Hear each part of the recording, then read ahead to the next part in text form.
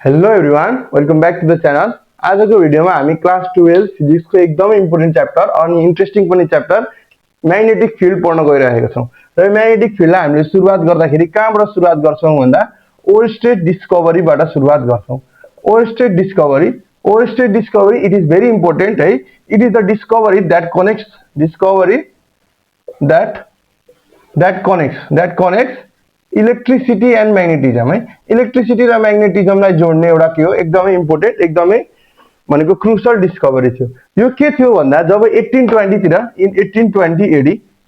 1820 तिर ओयरस्टेड भन्ने वैज्ञानिकले यसलाई के गरेका भन्दा अब्जर्भ गरेका। जस्तो के भएको थियो भन्दाखेरि एउटा यहाँनिर सर्किट छ अनि यो एउटा ब्याट्रीले यसलाई कनेक्सन गरिएको छ भनेपछि यहाँनिर के हुने भयो एउटा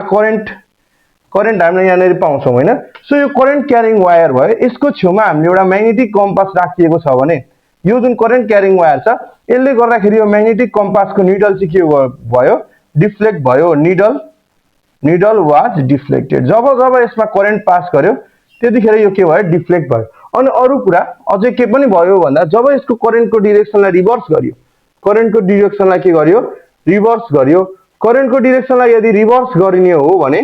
करेन्टको डिरेक्सनलाई रिभर्स गर्ने हो भने यसको डिफ्लेक्सन अघि सपोज राइट तिर भएको थियो भने अब यसको डिफ्लेक्सन कतातिर हुने भयो लेफ्ट तिर हुने भयो। भनेपछि करेन्टको डिरेक्सनलाई रिभर्स गर्दाखेरि यसको डिफ्लेक्सनको डिरेक्सन पनि के भयो रिभर्स भयो। अनि त्यसपछि अर्को पनि के भयो भन्दाखेरि यसको म्याग्निट्युडलाई बढाइयो भनेको धेरै करेन्ट त्यसबाट पास गराइयो भने यसको डिफ्लेक्सन पनि के भयो एकदमै लार्ज भयो। त्यो अलिकति लेखौँ ल। अब्जर्भेसन हामी लेखौँ यसको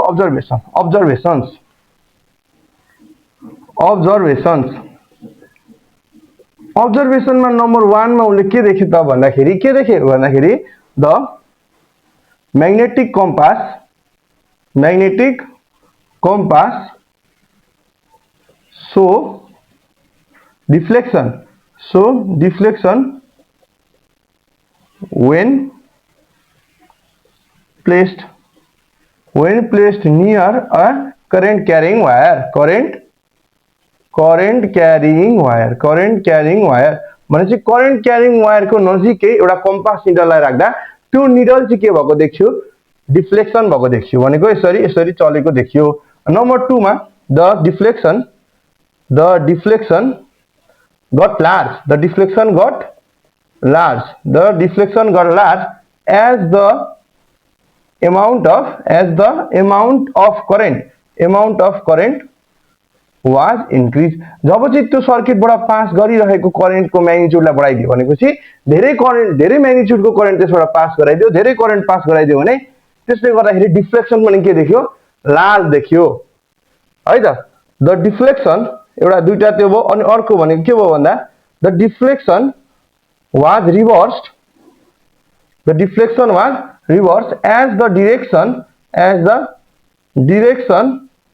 as the direction of current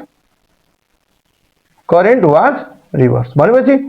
करेन्टको डिरेक्सनलाई अपोजिट गराइदिँदा डिफ्लेक्सनको डिरेक्सन पनि के भयो अपोजिट भयो। यो तीनटा के भयो यसको एकदम क्रुसियल अब्जर्भेसन भयो। भनेपछि अब यसबाट कन्क्लुजन के निकालियो त। सो यसको कन्क्लुजनहरु हामी हेरौँ है त। यसको कन्क्लुजन हामी हेरौँ। सो कन्क्लुजन के छ त भन्दाखेरि number 1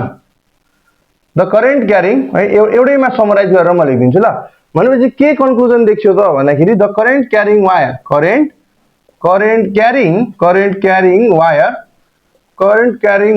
creates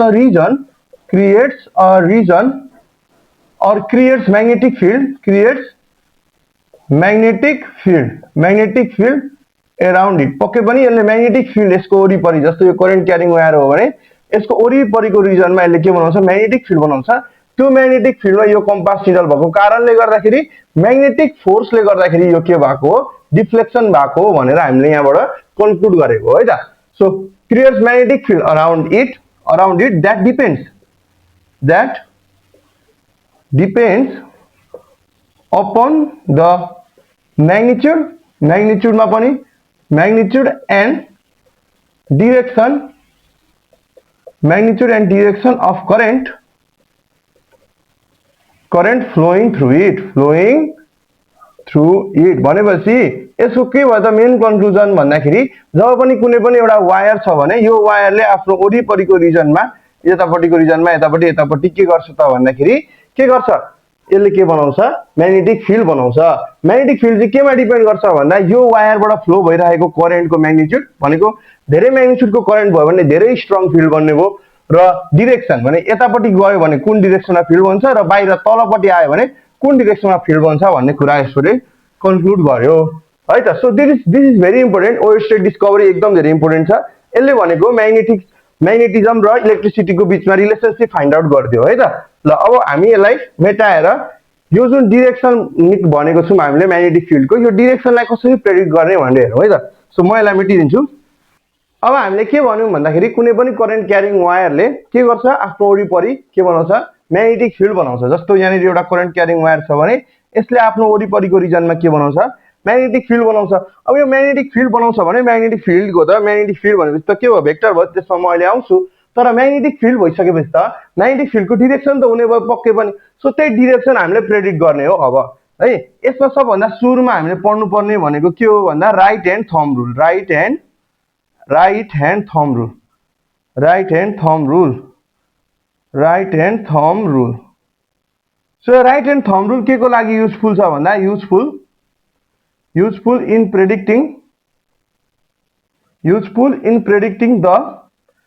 in predicting the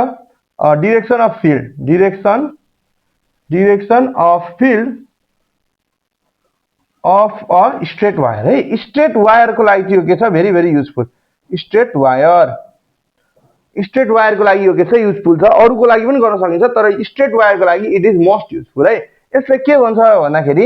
के भन्छ भन्दाखेरि कुनै पनि एउटा स्ट्रेट करेन्ट क्यारिङ वायर छ सपोज दिस यो एउटा स्ट्रेट करेन्ट क्यारिङ वायर छ यो करेन्ट क्यारिङ वायरमा माथितिर करेन्ट गइरहेको छ भने हाम्रो जुन थम्ब छ राइट ह्यान्डको यो थम्बलाई के गर्ने भन्दा करेन्टको डिरेक्सनमा अलाइन गराइदिने भनेको थम्बलाई करेन्टको डिरेक्सनमा यसरी पोइन्ट गर्ने र यसलाई क्रल गर्ने सपोज पोइन्ट पी मा हामीलाई फिल्ड निकाल्न भनौँ भने यसलाई भनेको करेन्टको डिरेक्सनमा अलाइन गर्ने र यसलाई क्रल गर्ने पोइन्ट पी सम्म जाने पोइन्ट पी मा जाँदाखेरि के भयो यो भित्रतिर हामीहरूको यो चारवटा औंलाले पोइन्ट गर्यो नि भित्रतिर भने यहाँ फिल्ड कता छ भित्र छ भने भित्रलाई हामीले केले जनाउँछौँ क्रसले जनाउँछौँ भित्रलाई हामीले केले जनाउँछौँ क्रसले जनाउँछौँ यसैलाई घुमाएर यतापट्टि आउने हो यो करेन्टको यो वायरको यतापट्टि आउने यसलाई घुमाएर करेन्ट बाहिरको यो करेन्ट क्यारिङ वायरको घुमेर पछाडिबाट घुमेर जस्तो यो भयो हाम्रो वायर है यसले करेन्ट माथितिर गइरहेछ यस्तो खालके भने म के गर्छु करेन्टको डिरेक्सनमा मेरो थम्बलाई राख्छु र कुनै पनि ठाउँमा मैले निकाल्नु छ भने यसरी गर्दै जान्छु जस्तो यहाँ निकाल्नु छ भने यता भित्र यहाँ निकाल्नु छ भने यतातिर अनि यसरी घुमेर आउँदा यहाँनिर चाहिँ के हुने भयो भन्दाखेरि बाहिरतिर हुने भयो भने बाहिरलाई हामीले केले डिनोट गर्छौँ भन्दा यसरी डटले डिनोट गर्छौँ यसलाई कसरी बुझ्ने भन्दाखेरि जस्तो हो भेक्टर हो यो त भेक्टरमा भनेको यस्तो एरो हेड टाइपको हुन्छ नि त हैन एरो हेड टाइपको हुँदाखेरि पछाडि एरोको पछाडि चाहिँ के हुन्छ क्रस जस्तो लागेको हुन्छ एरोको पछाडि क्रस जस्तो लागेको हुन्छ त्यही भएर यो भित्र जाँदाखेरि हामीले पछाडिपट्टिको एरो देख्छौँ यो पछाडिपट्टिको भाग देख्छौँ त्यही भएर यसलाई हामीले गरिदिन्छौँ क्रस तर यो बाहिरपट्टि आउँदाखेरि त यसरी बाहिरपट्टि आउँछ बाहिरपट्टि आउँदाखेरि त हामीले टुप्पो देख्ने हो टुप्पो त के हुन्छ डटेड जस्तो देखिन्छ नि त हैन डटेड देखिन्छ त्यही भएर बाहिरपट्टि आइरहेछ भने डट र भित्र गइरहेछ भने चाहिँ के हुने भयो क्रस हुने भयो है त त्यसरी बुझ्ने ल यस्तै के भन्दो रहेछ त भन्दाखेरि point thumb of right hand in the direction of field and crawl rest of the fingers to the desired point where direction is to be determined भने चाहिँ के गर्ने अघि मैले भनेकै कुरा के गर्ने सबैभन्दा सुरुमा यसलाई करेन्टको डिरेक्सनमा यसलाई पोइन्ट गर्ने त्यसपछि बाँकी रहेको फिंगरलाई क्रल गर्ने जहाँनेरि हामीलाई डिरेक्सन चाहिएको छ तिनीहरु पुर्याउने क्रल गरेर है डिजायर्ड पोइन्टमा जस्तो यहाँ चाहिएको छ भने यहाँ पुर्याउने यहाँ कता भयो भित्र भयो भने क्रस है यहाँ ल्याउनु पर्यो भने घुमाएर यहाँ ल्याउँदाखेरि के भयो बाहिर भयो भने यो के भयो डट भयो है बाहिर भयो भने यो के भयो डट भयो भनेपछि के हो भन्दा direction of four fingers gives the direction of magnetic field gives the direction of magnetic field भनेपछि अहिले कुरा भयो यसलाई मैले जस्ट नोटको फर्ममा लेखिदिएको मात्र एकचोटी म फेरि रिक्याप गर्छु है त एकचोटी म फेरि रिक्याप गर्छु जस्तो यो वायर छ माथितिर करेन्ट गइरहेको छ भने के गर्नु पर्यो यो पोइन्ट पी छ यहाँ एउटा पत्ता लगाउने यो पोइन्ट क्यू छ यहाँ अर्को पत्ता लगाउने भने के गर्ने सबभन्दा सुरुमा के गर्नु भन्छ point the thumb of right hand in the direction of field sorry not direction of field direction of current है my bad direction of current भनेपछि डिरेक्सन अफ करेन्टमा के गर्ने यसलाई पोइन्ट गर्ने यसलाई करेन्टको डिरेक्सनमा पोइन्ट गर्ने अनि क्रल गर्ने यहाँ जाँदाखेरि यहाँ भित्रपट्टि ठेलो भने यहाँ छ भित्र फेरि घुमेर यतापट्टि आउँदा के भयो बाहिरपट्टि आयो भने यहाँ छ बाहिर है अझै एक दुईवटा प्र्याक्टिसहरू जस्तो यस्तो छ यतातिर करेन्ट गइरहेको छ यहाँ पत्ता लगाऊ भन्छ यहाँ पत्ता लगाउन पहिला के गर्ने राइट ह्यान्डको थम्बलाई यता करेन्टको डिरेक्सनमा देखाउने त्यसपछि यसलाई घुमाउने यहाँ आउँदाखेरि के भयो यता गयो भित्र गयो बोर्डको भित्र भने क्रस फेरि घुमेर माथितिर आउँदा जस्तो यहाँनिर बोर्डको बाहिर आयो भने यसरी डट है त इन द सिमिलर वे हामीले यसरी नै गर्नु पर्यो अझै केही क्वेसनहरू यसमा प्र्याक्टिस गरौँ है ल जस्तो तलतिर करेन्ट लगिरहेछ भने के गर्नु पर्ला त तलतिर करेन्ट लगिरहेछ भने यो पोइन्ट ए र पोइन्ट बी मा तलतिर करेन्ट लगिरहेछ भने के होला जस्तो तलतिर करेन्ट लगिरहेछ भने हामीले त राइट ह्यान्डको थम्बलाई करेन्टको डिरेक्सनमा लाने यसरी अनिखेर के गर्ने घुमाउने घुमाएर यहाँनिर के हो यहाँ भित्र गयो जस्तो यो पोइन्ट ए मा के गयो भित्र यहाँ भित्र गयो भने यसमा फिल्डको डिरेक्सन कता यसरी भित्रलाई हामीले केले जनाउँछौँ क्रसले फेरि पोइन्ट बी मा भनेको यसरी तल देखाउने घुमाएर यहाँ आउँदाखेरि यो के आयो बाहिरतिर आयो बाहिर हो भने यसरी यहाँनिर है यसरी नै गर्नु पर्यो मलाई लाग्छ यसमा क्लियर भयो केही कन्फ्युजन छैन होला सो अघि हामीले पढेको जुन रुल थियो राइट ह्यान्ड थम्ब रुल त्यो चाहिँ हामीले के को लागि एप्लाई गरेको हो करेन्ट क्यारिङ स्ट्रेट वायरको लागि कस्तो वायर स्ट्रेट वायर पनि कस्तो वायर रे स्ट्रेट वायरको लागि हामीले त्यो एप्लाई गरेको भने अब लुपको लागि जस्तो करेन्ट क्यारिङ लुप हुन्छ नि यो लुपमा करेन्ट क्यारी भइरहेछ भने यसले पनि त म्याग्नेटिक फिल्ड बनाउँछ यो म्याग्नेटिक फिल्डको डिरेक्सन चाहिँ कता हुन्छ भनेर त्यसको लागि पनि अब हामी फर लुप हेर्छौँ है फर लुप यो कम्प्युटरवाला फर लुप होइन यो फर लुप भनेको लुपको लागि मात्रै लुपको लागि चाहिँ के गर्ने भन्दा जस्तो कुनै पनि एउटा करेन्ट क्यारिङ लुप छ भने हामीले अलिकति थोरै यहाँ डिफ्रेन्ट गर्ने के डिफ्रेन्ट गर्ने भन्दा अघिभन्दा ठ्याक्कै जस्ट अपोजिट गर्ने अघि हामीले के गर्छौँ पहिला म यहाँ लेख्छु अनि त्यसलाई म के गर्छु अलिकति एक्सप्लेन गर्छु एक्जाम्पल सहित है त पोइन्ट भन्दा पनि यसमा अलाइन लेखौँ ल align the four fingers in the direction of current align the four fingers in the direction of current thumb gives the direction of field एकदम सिम्पल छ यो त झन् एकदमै भेरी सजिलो जस्तै कुनै पनि एउटा यस्तो खालको लुप छ है एउटा के छ लुप छ एउटा यो लुप छ भने यो लुपले करेन्टलाई यसरी के गरिरहेछ क्यारी गरिरहेछ इन द क्लकवाइज डिरेक्सन यो क्लकवाइज डिरेक्सन भयो नि त हैन के गर्ने भन्दाखेरि हाम्रो जुन चारवटा औँला छ यसलाई अलाइन गरिदिने यही करेन्टकै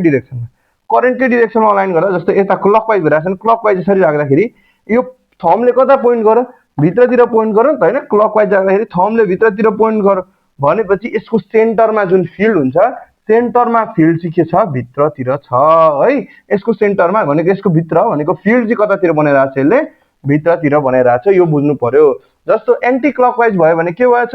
एन्टी क्लकवाइज भयो यतापट्टि भयो भने के हुने भएछ यसरी भनेको यसरी भनेको एलाइन गर्नु पर्यो भनेपछि के भयो यो थम्ब बाहिरतिर आयो भने यसरी यो फिल्ड कता हो यो फिल्ड भित्र हो भने त्यसलाई क्रस गर्ने यो के भयो फिल्ड बाहिर भयो भने फिल्ड केलाई गरिदिने यसलाई डट गरिदिने भेरी सिम्पल एन्ड इजी यति भइसकेपछि अब हामीले केमा जाने भन्दाखेरि म्याग्नेटिक फिल्डमा अब एक्चुअली हामीले के गर्ने एन्ट्री गर्ने व्हिच इज भेरी इजी जसरी हामीले क्लास 11 मा इलेक्ट्रिक फिल्ड पढेर आयौं त्यसैगरी म्याग्नेटिक फिल्ड भनेको के हो भन्दाखेरि region up to where magnetic effects of a magnet को magnetic effects or magnetic effects of a magnet or current